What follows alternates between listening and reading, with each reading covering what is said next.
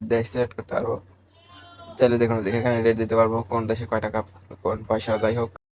Hello everyone, আসসালামু আলাইকুম। আমরা আজকে শিখবো কীভাবে সহজে ডলার কনভার্ট করতে পারি, এক্সচেঞ্জ রেট কত সব দেখতে পারি।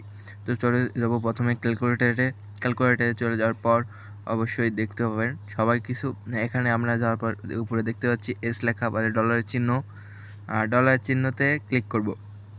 আর ডলারের চিহ্নতে ক্লিক করার পর এখানে দেখতে পাচ্ছি ইউএসডি লেখা, বিডি লেখা, আফ্রিকা লেখা, যে রেট দেখতে পাচ্ছি কত এক্সচেঞ্জ রেট।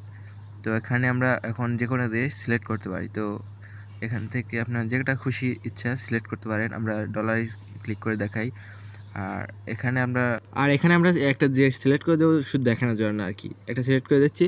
তো আমরা এখানে দেখতে পাবো ডলার এক্সচেঞ্জ রেট কত, ইউএসডিতে $1 সমান কত। আর উপরে দেখতে পাবেন থ্রি ডট, এখানে আপনি এক্সচেঞ্জ আপডেট দেখে নিতে পারবেন যে রেট